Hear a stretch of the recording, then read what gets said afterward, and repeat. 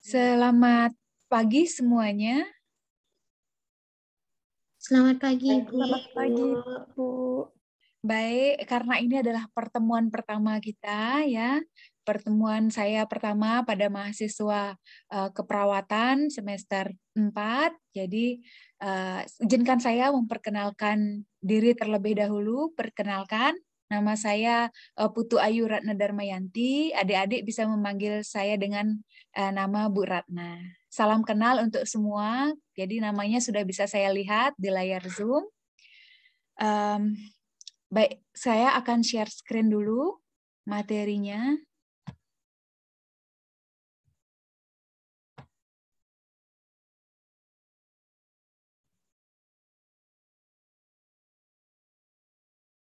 Apakah sudah terlihat di layar, adik-adik semua? Belum, Bu. Di saya, Bu. Oh, sudah sekarang, Bu. Maaf, Bu. Oke, terima kasih. Baik, sekarang hari ini kita akan membahas tentang infertilitas ya. Jadi capaiannya yang harus adik-adik dapatkan pada mata kuliah kita hari ini adalah agar mahasiswa itu dapat melaksanakan asuhan pada pasangan prakonsepsi ya. Kemudian agar adik-adik juga dapat menjelaskan apa itu pengertian dari infertilitas dengan benar, kemudian dapat mengklasifikasikan infertilitas dengan benar dan dapat menjelaskan penyebab terjadinya infertilitas dengan benar ya. Nah, jadi ini adalah tujuan dari pembelajaran kita hari ini. Baik. Nah, sekarang kira-kira nih saya ada video ya. Kira-kira saya minta waktunya untuk disaksikan videonya hanya sebentar saja ya. Sebelum itu saya akan menginformasikan apa sih relevansi atau hubungannya kita belajar infertilitas dengan profesi kita sebagai tenaga kesehatan nantinya ya. Jadi nanti kita di lapangan akan berbagai macam kita akan ketemu pasien ya. Baik itu yang lancar-lancar saja melalui proses persiapan kehamilannya, ada juga yang mengalami masalah. Nah, salah satunya ini adalah masalah infertil. Ya, jadi kita sebagai tenaga kesehatan, utamanya perawat, kita mampu memberikan asuhannya nanti. Nggih? Baik, saksikan video dari saya sebentar saja.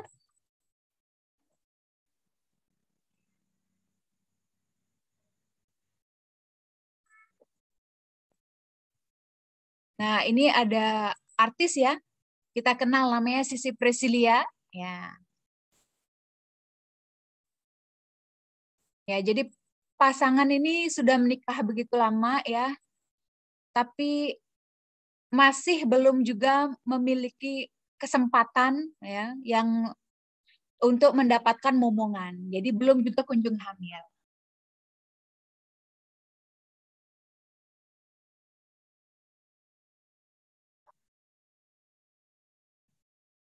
Nah, ini tadi dia ya sedikit berita ya mengenai pasangan-pasangan yang belum juga diberikan momongan atau belum hamil setelah menikah. Nah, kira-kira ini adalah salah satu kenyataan ya yang ada di lapangan bahwa begitu banyak ada pasangan yang belum juga kunjung bisa hamil. Nah, kira-kira nih ada gangguan apa? Nah, itu yang akan kita pelajari sekarang. Kira-kira apakah adik-adik semua di sini ada yang punya pengalaman, misalnya keluarganya, ya atau tetangganya yang punya pengalaman yang sama dengan artis ini ya, Sisilia? Ada nggak? Kira-kira? Bu, saya ada, Bu.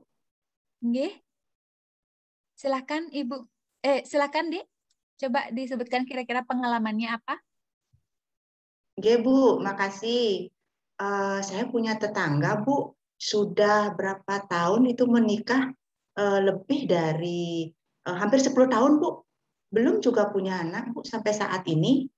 Katanya ya, Bu, ada yang bilang laki-lakinya yang salah, ada yang bilang yang wanitanya yang salah. Gak ngerti saya, Bu. Nggih. Mungkin itu aja, Bu. Ya, ya, bagus sekali ya. Terima kasih ya, Dek Mary sudah menceritakan pengalamannya ya terkait ini gangguan kehamilan. Baik, sekarang kita akan jelaskan dulu sedikit ya. Saya akan jelaskan dulu sedikit kira-kira apa sih itu dari infertilitas ya.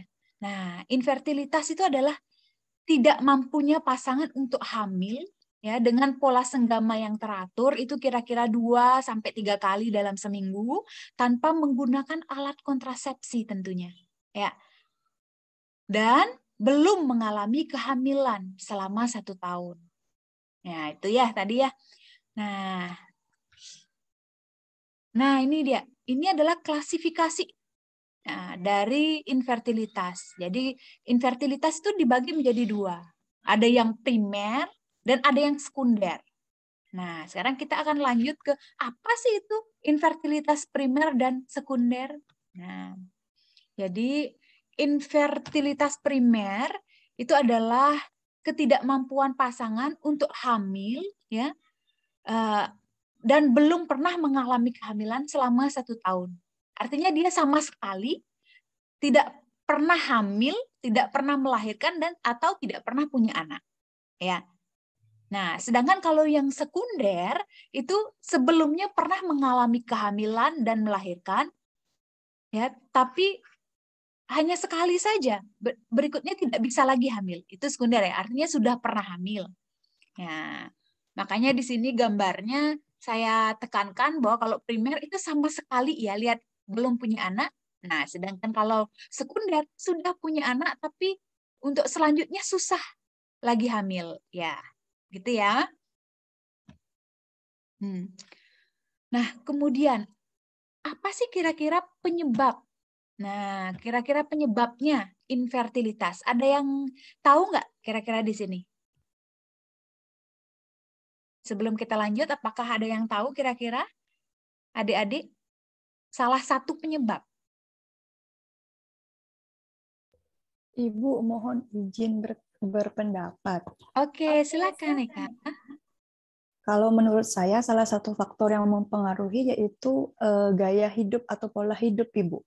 Bisa saja orang itu dengan mengalami berat badan berlebih ataupun berat badan yang kurang, kemudian kebiasaan merokok, kemudian dengan baik itu jatuh kurang olahraga ataupun dia yang mengganggu aktivitasnya untuk memiliki keturunan. Iya, bagus sekali Eka ya. Sudah bagus sekali sepertinya Eka juga sudah belajar sebelumnya materi kita hari ini. Terima kasih Eka. Jadi saya tambahkan lagi ya. Apa sih itu penyebab ya dari infertilitas? Itu ada berbagai macam penyebab ya, mulai dari perempuan, laki-laki dan juga pasangan. Nah, kalau dari perempuan itu ya ada namanya endometriosis atau penyakit radang ya pada rahim, kemudian ada gangguan hormonal ya, kita ada mungkin gangguan dalam tubuh wanita tersebut, hormonnya terganggu ya. Kemudian ada menopause dini, jadi sudah menopause sebelum waktunya, kemudian ada penyumbatan tuba falopi. Nah, contohnya dari penyumbatan tuba falopi ini kenapa ya? Itu karena misalnya adanya infeksi ya atau peradangan, kemudian juga adanya mungkin gangguan jadi tersumbat tuba falopinya itu karena pasca operasi misalnya kemarinnya setelah operasi usus buntu begitu ya, bisa saja karena usus buntunya meradang sehingga meradang sampai ke tubanya itu ya. Kemudian ada juga penyakit tumor dan kanker rahim. Kemudian ada kelainan pada uterusnya. Bisa juga karena stres. Ya, dan anoreksia juga tadi benar ya, berat badan ya Eka ya, seperti yang Eka sebutkan ya, kegemukan ya itu bisa. Kemudian ada juga masalah pada pasangan. Nah, contohnya adalah pekerjaan, terlalu sibuk, terlalu lelah sehingga kondisi tubuh itu tidak memungkinkan. Ya. Baik, itu saja materi kita hari ini. Nah, kira-kira dari materi kita yang sudah kita pelajari ini ada nggak pertanyaan? Silahkan. Halo Bu. Iya. Mau nanya kalau kecelakaan itu bisa nggak membuat infertilitas? Oke, baik. Terima kasih, Dek Iwan. Nah, Dek Iwan ini bertanya, kira-kira ada nggak dampaknya dari kecelakaan? Nah, kira-kira ada nggak yang lain yang mau menjawab dulu, mahasiswa yang lain? Silahkan. Kira-kira kalau orang kecelakaan bisa menyebabkan infertil atau tidak?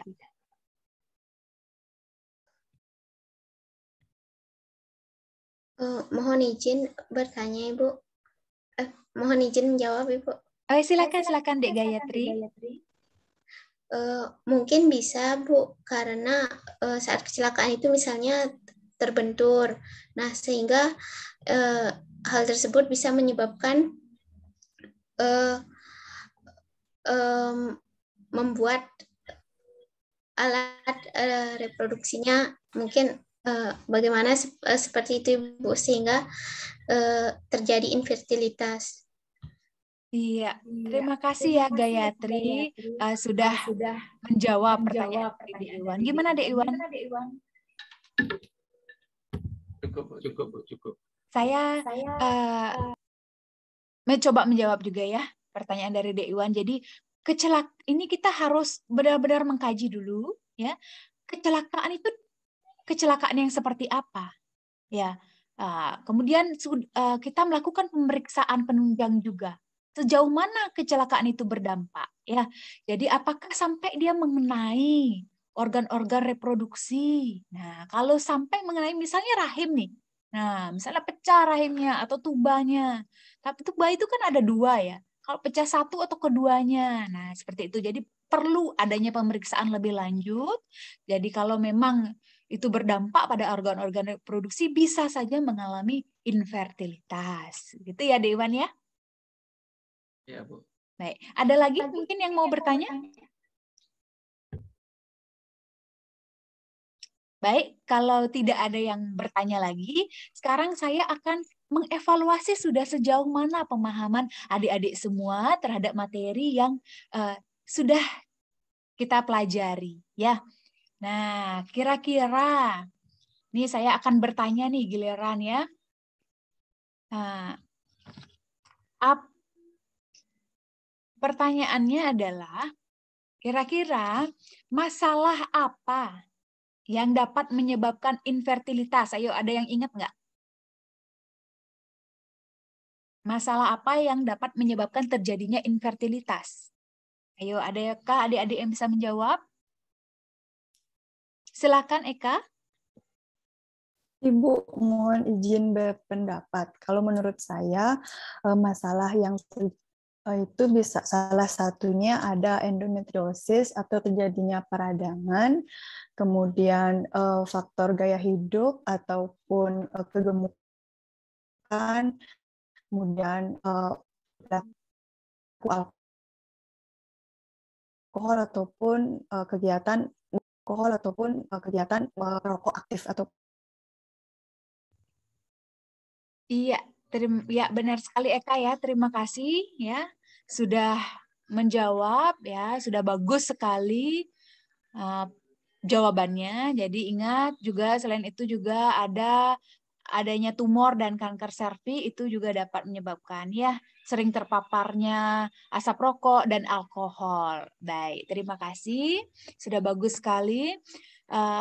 Sekarang saya minta salah satu ya dari kalian menyimpulkan materi yang sudah kita pelajari hari ini. Ayo, siapa yang mau menyimpulkan? Silahkan.